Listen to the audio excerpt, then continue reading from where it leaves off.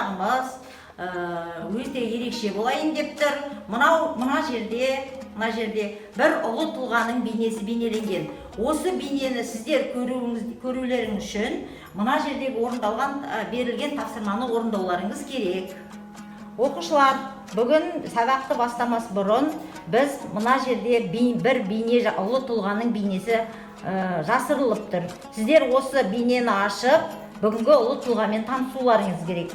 Ол үшін мына жердегі тапсырмаларды ауызша орындауларыңыз керек.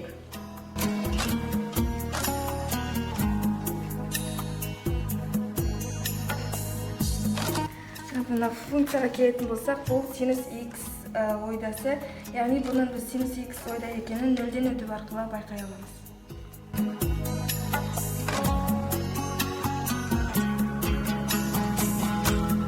Тақ функцияны ата.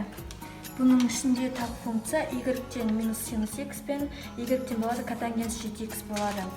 Ал косинус 5x ол жұп функцияға жатады.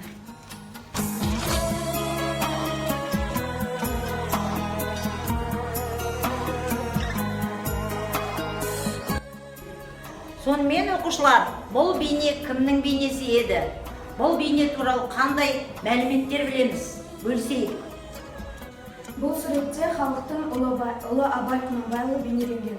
Ол кісі 1845 жылы дүниеге келіп, 1904 жылы дүниеден озған. Ол кісінің туған жері Семей облысы Қарқаралы деген жерде дүниеге келген. Ол кісінің көптеген қара сөздері, өлең жинақтары, шығармалары көп. Сонымен оқушылар, бүгінгі сабақтың тақырыбы тригонометриялық функциялар, олардың қасиеттері мен графигі туралы. Бұл сабақта мен Абайдың жолымен сіздерге сабақты жолымен жүріп, сабақтың мақсатына жеткім келеді. Ол үшін сендер білесіңдер, Абай жолын оқыдыңдар, Мұхтар Әуезов аталарыңыздың Абай жолы романын оқыдыңдар. Ол Абай жолы романында мынандай бөлімдерден тұратындығын: қайтқанда, қат-қабатта, жолда, шытырманда, белбелесте, өлде, қияда. Сондықтан да мен сіздерді осы белестерден өтіп, бүгінгі сабағымыздың қиясына жетулеріне тілектеспін.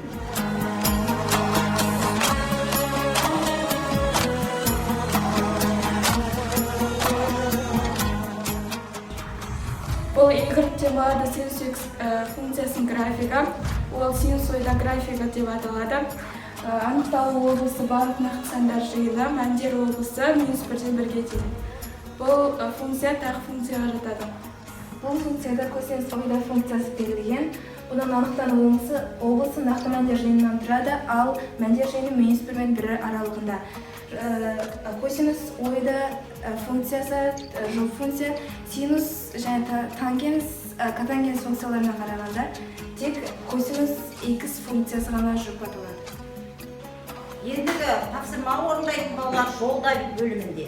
Жолда бөлімінде бізде деңгейлік тапсырмалар орындаймыз. Бірінші деңгей бойынша функцияның жұп тақ екендігін анықтаулары керек.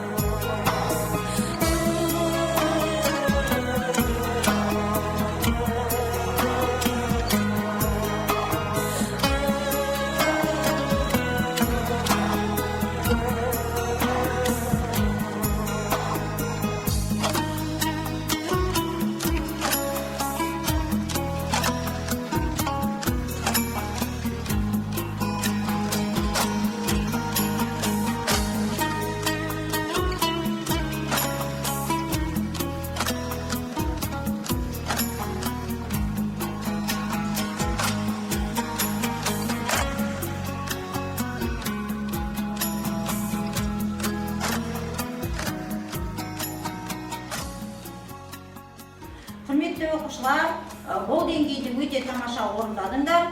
Енді келесі деңгейге өтпес бұрын біз Абай атамыздың бір өлеңін тыңдайық. Абай Құнанбаев, жігіттер ойын арзан, күлкі қымбат. Жігіттер ойын арзан, күлкі қымбат, екі түрлі нәрсе ғой сыр мен сымбат. Арзан жалған күлмейтін шын білерлік, ер табылса жарайды. қылса сұхбат.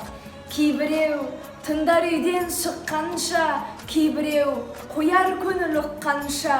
Сөз мәнісін білерлік кейбіреу бар, абайлар әрбір сөзді өз халінша. Шын көңілмен сүйсе екен кімді сүйсе, бір сөзімен тұрса екен жанса кисе. Қырмызы қызыл жібек бозбалалар оңғақ пұлдай бұлғайды бір дым тисе. Оқушылар, келесі бөліміміз шытырманда бөлімі. Бұл бөлімде біз деңгейлік тапсырманың екінші бөлігін орындаймыз. Яғни Y тең болады f(x) функциясының ең кіші 10 периодын анықтау керек.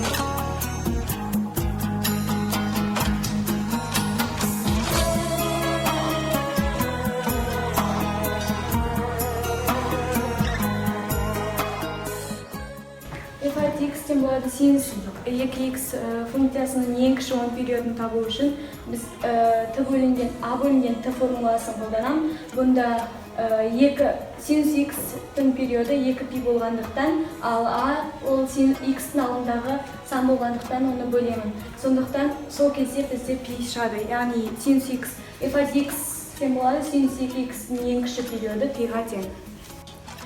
f(x) тең болады тангенс 3-тен x ең кіші 10 периодын табу үшін біз ең алғаш периодтың формуласын жазу арқылы, яғни бізде тангенс болғанда период π-ға тең, ал a дегеніміз яғни x-тің алдындағы сан болғандықтан оны 3-тен 1 қылып жазып алдым.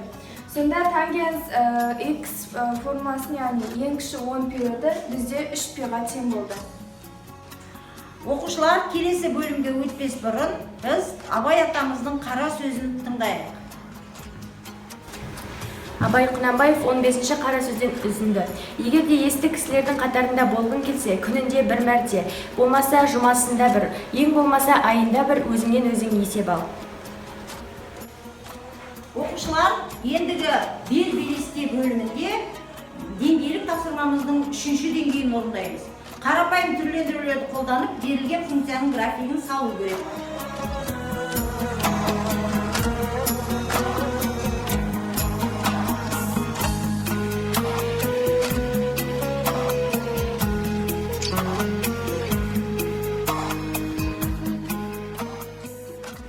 Құрметті оқушылар, бүгінгі біз сабағымызды Абай жолымен жүру арқылы сабағымыздың қиясына жетіп тұрмыз.